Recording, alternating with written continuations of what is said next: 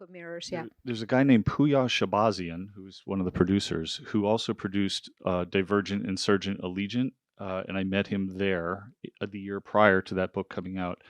It was in Romania. It was like a big bestseller, and he had it translated and repped it in America, and he gave me the book, and so I read it.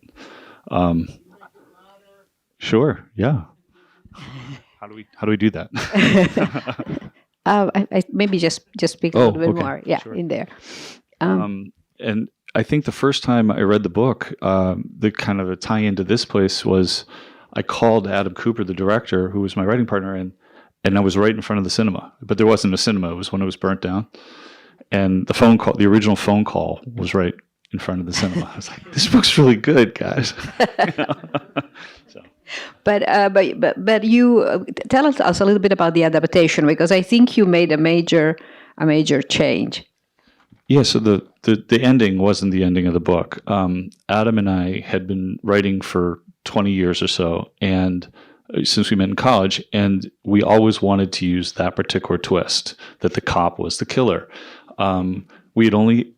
Explain us what a twist is. Yeah, well, technically speaking, we always figured, like in a murder mystery, how do you make the last few minutes like just turn everything upside down? So we had always been influenced by Agatha Christie's The Murder of Roger Ackroyd, where it's an unreliable narrator. He tells you the whole story, and then at the end you realize he's the killer. And in our early screenwriting days, we saw the Usual Suspects, which had one of the best Kaiser Soze twists ever. Yeah. And we just kind of challenged ourselves, like, what else could happen? And we came up with this one idea that the cop could be the killer. And we searched every movie we could. And there was only one movie that we ever found that was kind of like this a little bit, but it's not, which is The Eyes of Laura Mars. Do you remember The Eyes of Laura Mars? So yeah. Faye Dunaway. Carpenter wrote, yeah. And then Tommy Lee Jones was the cop, and he was the killer. But he wasn't really the star of the movie. So we're like, I think we have something here. And so when we read the book, the guy with the beard was the killer. The janitor, the cleaner, yeah. Devereaux or whatever. Yeah. And so we just kind of adjusted that and made Roy Freeman the killer, because he has Alzheimer's. He doesn't remember the case. Like, it just, the whole thing clicked in our minds. And did you write? I love the opening scene when you see the room with all the labels, about who are you and the doors and everything. Was that part of the book, or is that's? I don't actually remember that being in the book, or actually me necessarily being any part of that. After this was written in 2017, it went through 6 years of iterations where Adam very carefully worked to get the film made. Obviously, it's his directorial debut. So he did a lot of work on the script and took so many great things that you're seeing in the movie that are directly his that I had nothing to do with. I can't remember what I did or didn't do, but I'm pretty sure that's some of his stuff. And also, like, a lot of the actors brought their own things, I think, to their parts that I don't really recall typing or anything. But I'm sure Adam and them figured it all out, and he probably rewrote this many times. At what point did you decide that he was going to? You two have been working together a lot. At what point did you decide that he was going to be the director? It was initially, like, we optioned the book ourselves with our own money, which is kind of a big deal. And a lot of those people with names on the screen got involved and just kept shepherding the project. It wasn't, we wrote on spec. It wasn't a big sale, unlike, one of these big spec sales or something, but it was just a passion project for him to find a way to direct, which is what he's always wanted to do. And it's kind of cool that, he finally got to do it, and it's that cool. At which point Russell Crowe accepted the part? Yeah, that was about September 2022, I think. So it had been kicking around for about 4 years, trying to get traction, I don't exactly know how it happened, but I know Adam and him met in person, and he loved the script and thought he could bring a lot to it. And I think that's how that all came together. And then it was all shot, I know it pretends like it's in Pittsburgh. I'm from Pittsburgh, but it was all shot in Australia. So that's why you didn't go on set. It was far and Yeah, I wasn't a part of this one at all. There was no me in this after a certain point, but it was really fun to see it, and it's so very surprising that it got made and came out of nowhere, kind of back in my life after all these years. the last time you were here in this chairs, we were talking about Emancipation, and that's a film that you had a lot to do also while the film was shot, and you were constantly on set, and there were things you were adding as they showed. What difference does it make for a ride? Do you prefer the door to close and for them to make it there, so you like to be That's such a good question. Every case is different. I find going to set and that experience, it takes up a ton of time. You're usually booked on another job, so you're kind of enjoying the moment and the magic of everything that's going on. But I personally always am just kind of stressing about the next thing I have to kind of turn in. And so most of the situation, I think this is my ninth credit, so I'm really lucky in that regard. I don't think, except for Emancipation and Allegiant and a few others, I really wasn't on set. But there are other times you get booked for a job where your job is to go to set. You know what I mean? So um, I don't know. I like both ways, but in general, I mean, Jill, my wife, is here, and she knows she probably wants me to leave the house more, but I'm around the house a lot. I'm around the house a lot. And this is Russell Crowe, one of Russell Crowe's best performance in quite some time. And is he the character you imagine? Yeah, I mean, it's a dream come true. I've been really lucky with that over the years. Will Smith and Fassbender and Christian Bale, Russell Crowe. Like, these are the guys you dream about when you're typing up your little in your laptop, and to have him just commit so much in the shaving of the head and the way he looked. I mean, it was awesome. It was like Brando or something. And it was the structure of the book so Rashomon-like, or you guys designed it? It's funny you say that. Puya Shabazi, and the guy who had the book, when he sent it to me, he's like, "It's like a Rashomon thing," and I'm like, "Well, that's cool. Who doesn't want to do that?" But the whole first part of the book was the Richard Finn part that was very long. We had to shorten it. Then the whole middle of the book was Laura Baines, who refuted everything that Richard Finn said. And then the third part of the book was Roy Friedman, who made sense of all sorts of, like, it was kind of like Your Side, My Side, and the Truth. That was kind of it. And the truth ended up being the guy with the beard. So it was a really challenging adaptation. We were very, very inspired by like the films from the 90s where you could go off on a tangent in the middle of it. And I know that's not like everybody's cup of tea because you're so locked in on Russell and he's given this great performance and suddenly you're shifting. But like Adam got these great actors and I thought they all, Karen Gillan was playing the femme fatale like all day long. And then Harry Greenwood's a really interesting young actor. And I just thought he got great performances from everybody. Raise your hand visibly, because if you have any question, because we're kind of blinded here. There. Hold on just for the mic for 1 second. Thank you. As a aspiring screenwriter myself, I'm in film school. I oftentimes find it hard, sometimes extremely difficult, to cut lines or scenes or sequences from my screenplay that I know need to go because it'll make the story better, but I'm just so attached to them. How do you get yourself in that headspace of being like, I love it, but it has to go?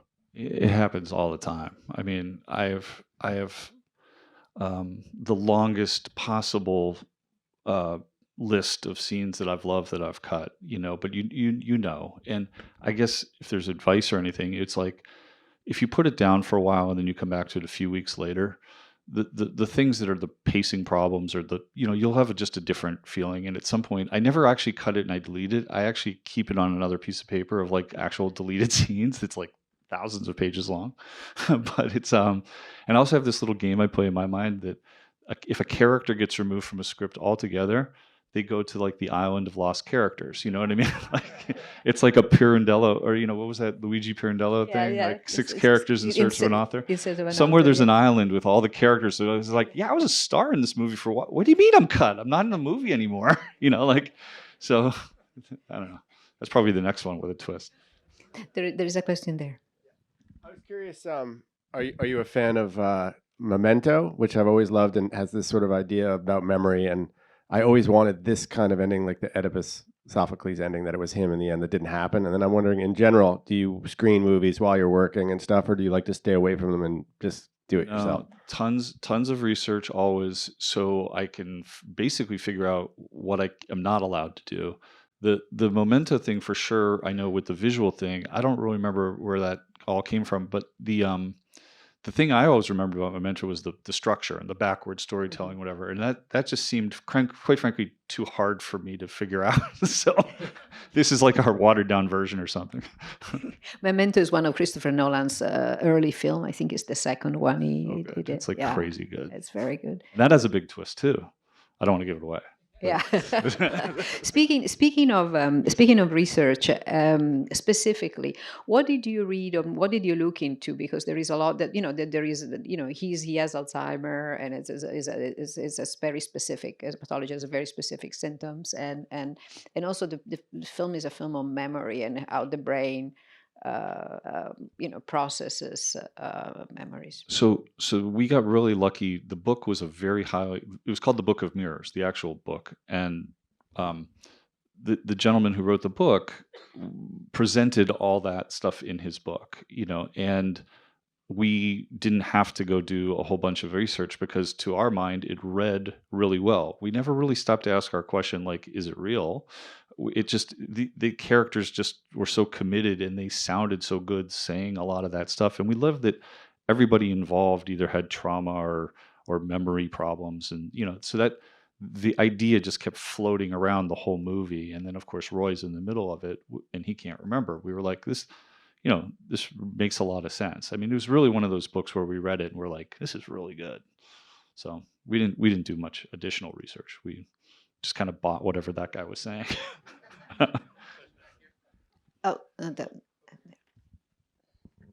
So my father had Alzheimer's and dementia, so I could relate to a lot what happened in the film.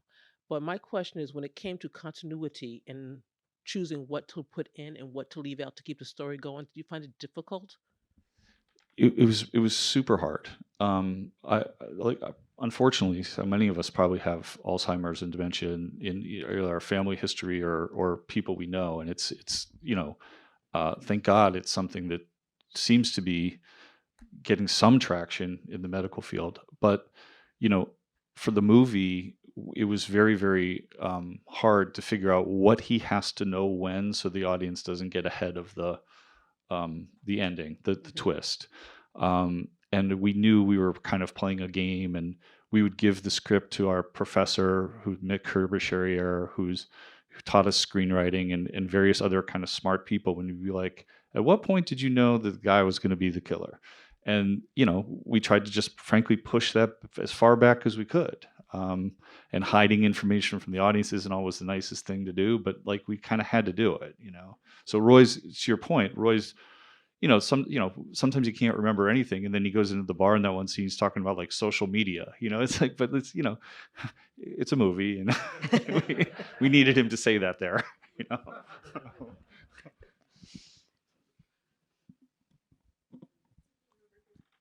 Out of curiosity, they're right there. How many people knew he did it, and at what point? It was like 30%. I don't know. 25%? No, I think it's about less. No, it's less than 10. I was always curious about that.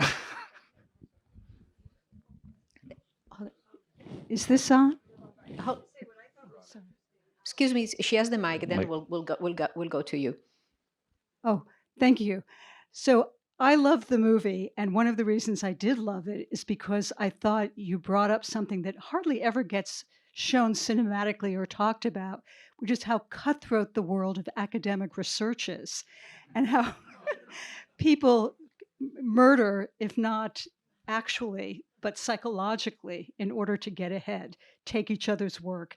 So I just wondered if you could say a word about that. And the other comment I had was the end, which I felt was very ambiguous, extremely ambiguous, where he's playing with the gun or he's looking at the gun, and you wonder if the memory is so overwhelming that he's going to kill himself.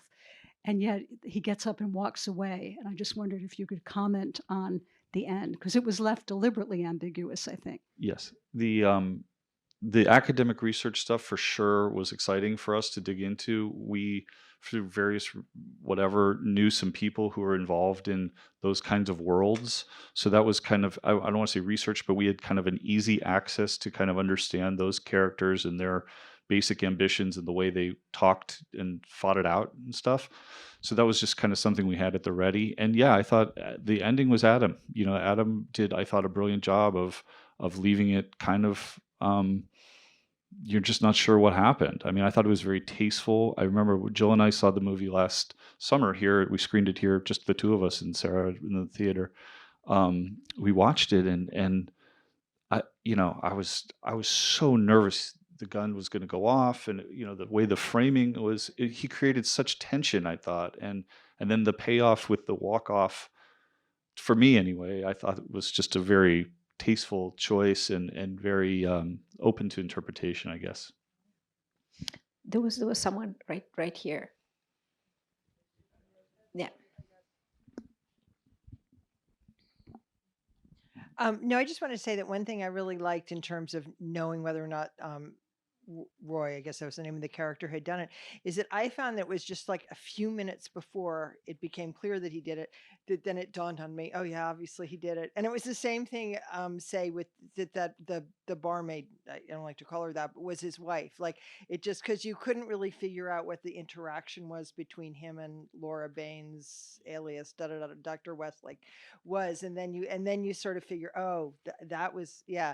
But it just always became clear to me only just a few minutes before, and I loved that. I'm glad you said that. I mean, it really was hard. I mean, there's the logic questions, like, okay, he was looking at that picture and he cut his finger, and then he gets a phone call. So it's like, that's one of those moments in screenwriting where you're like, well, why didn't he go back to the picture and just fix it like 20 minutes later?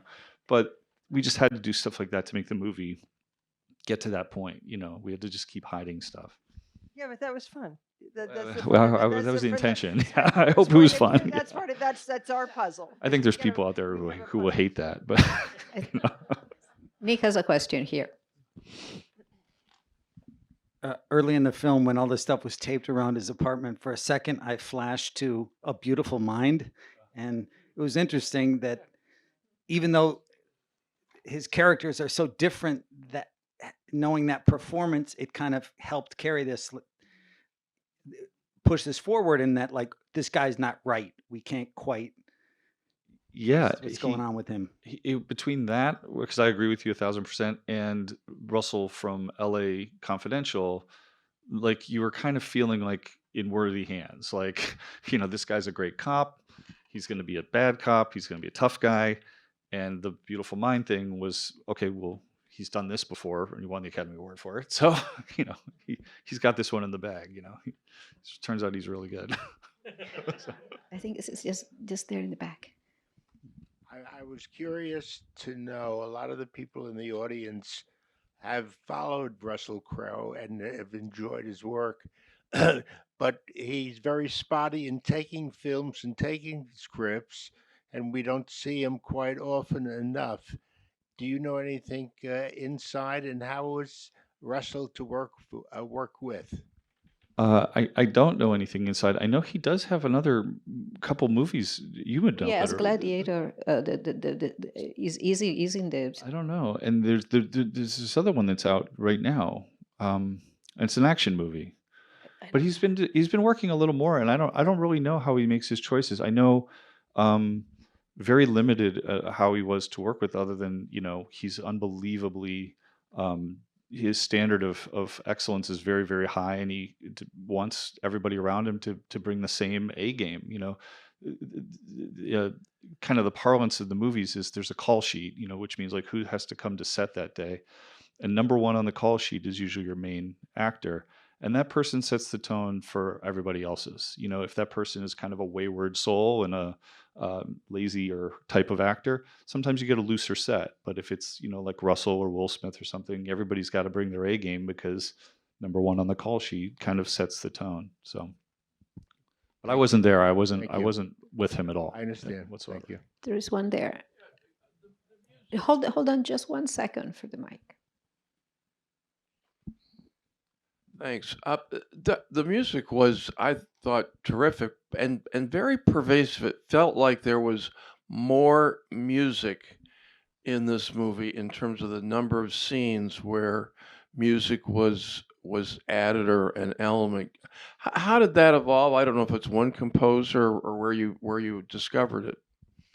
So I know when Jill and I saw the movie last summer, there wasn't nearly as much music. It was much more quiet, and I don't know when you saw it first, but it I was saw what you saw. you saw an earlier cut. Yep. So they definitely, I thought, layered in the music brilliantly to add tension and kind of, again, it reminded me in a really positive way of movies from the '90s where that particular kind of orchestral style was used, and I thought it was really refreshing to kind of like have that come back a little bit in the way and Adam made a lot of his choices. So I'm glad you said that. This was not a big budget movie, so it presented a lot of challenges how to open it up visually. There's a lot of scenes where people are just sitting in a room, and stuff. So using music, you have to start using other tools, and thank God for great performances and the script that twists and turns, because a lot of the movie's interiors, it makes it visually kind of challenging to stay engaged. We have time for one more. Then out there. Microphone. I was wondering about the character's backstory in the Dewey crash. Was that because there's no like quote unquote payoff? Yeah, Unless I missed it. He, and that was in the book too.